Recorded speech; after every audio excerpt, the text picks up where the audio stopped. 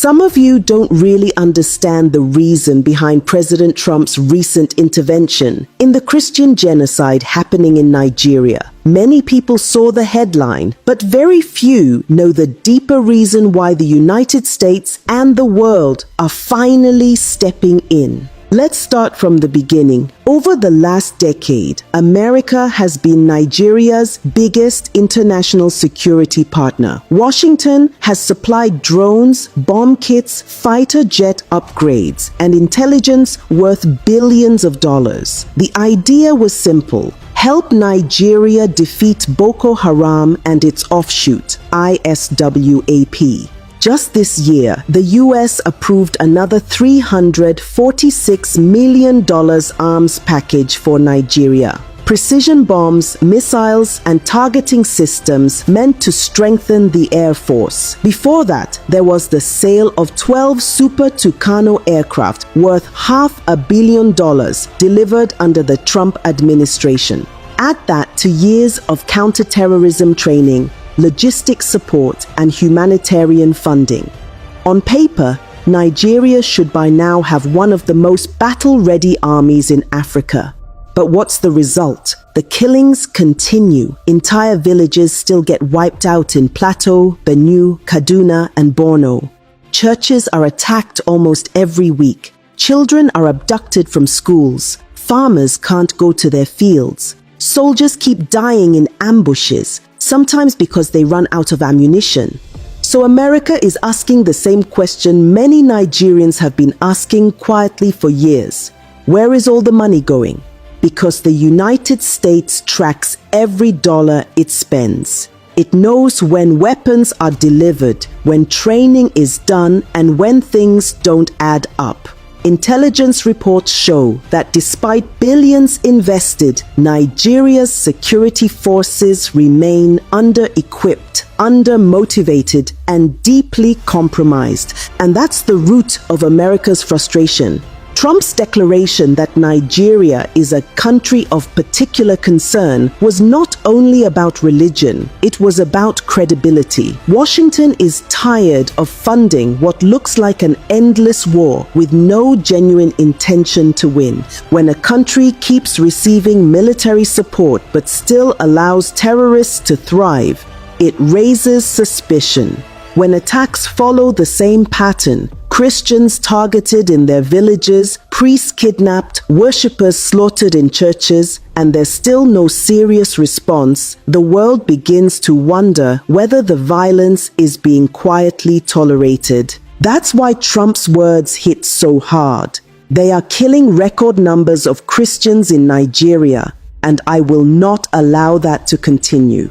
Those weren't diplomatic words. They were words of anger, frustration from a government that's been watching Nigeria repeat the same cycle for over a decade.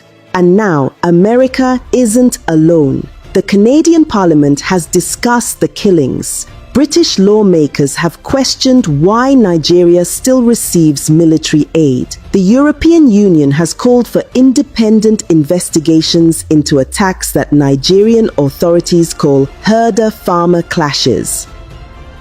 But let's be honest, how many times can something happen before we stop calling it coincidence?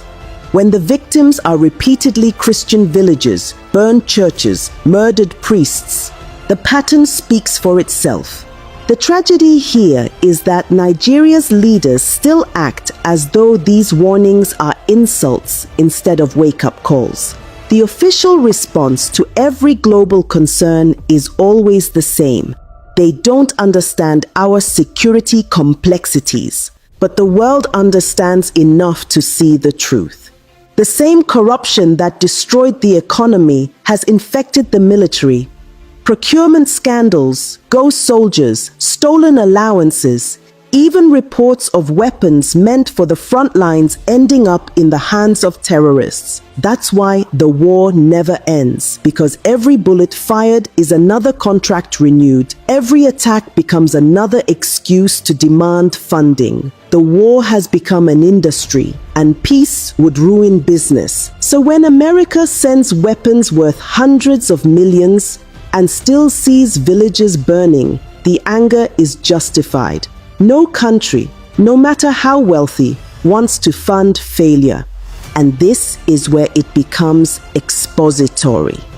The US strategy now is shifting. The new aid packages come with strict monitoring clauses, human rights tracking, field audits, and transparent reporting. Washington wants to see evidence that the weapons are used for the right purpose, not for politics or profit.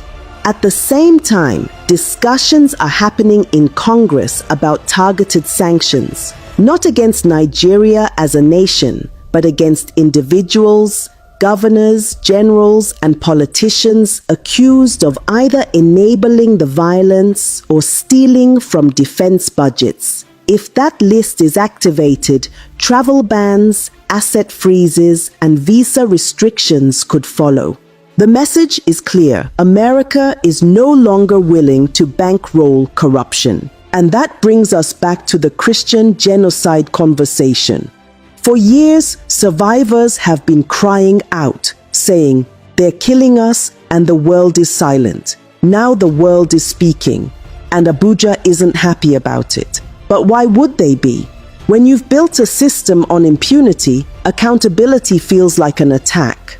Let's not forget what happened in 2021, when the US first considered putting Nigeria on the country of particular concern list. The Nigerian government lobbied hard to be removed. They promised reforms, new security strategies, new appointments, yet here we are. The killings not only continue, they've spread. So what exactly does the US want? It wants transparency. It wants Nigeria to prove that it's genuinely fighting terrorism, not managing it. It wants accountability for the billions already sent. It wants an end to the excuses that always begin with "we condemn" and end with "we're investigating." And let's be fair, America's concern isn't purely moral, it's strategic. An unstable Nigeria threatens the entire region. The Sahel is already on fire. Mali, Niger, Chad, and extremist networks are growing. If Nigeria falls deeper into chaos, the whole of West Africa becomes vulnerable. That's why Washington is acting tough.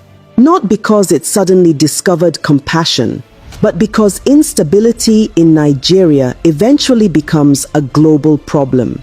But that doesn't change the moral truth. Thousands of Nigerians, mostly innocent civilians, have been killed while those in power debate semantics. Whether it's called terrorism, genocide, or banditry, the result is the same. Human lives lost, families destroyed, a nation bleeding. So yes, the world is fed up, not with Nigeria as a people, but with a government that refuses to protect them. And that's where my opinion comes in. Nigeria's problem is not that it lacks help, it's that it lacks honesty. For every foreign dollar sent, there's someone ready to steal half of it before it reaches the front lines. For every tragedy, there's a press release instead of action. And for every victim, there's an official somewhere insisting it's not as bad as it looks. The world has finally stopped believing those lies. Trump's declaration, Canada's debates, the EU's concern, these are not attacks on Nigeria's image. They are reactions to Nigeria's silence. Because silence in the face of mass murder is not neutrality, it's complicity.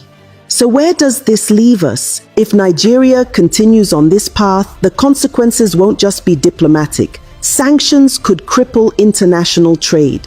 Military partnerships could be suspended. And the elite who once flew freely around the world may suddenly find themselves grounded, both literally and politically. But there's another possibility, the one most Nigerians hope for, that this global attention forces change.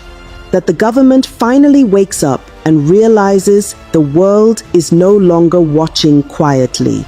That the billions meant for defense finally go where they belong, to soldiers, to intelligence, to rebuilding the lives of those left behind.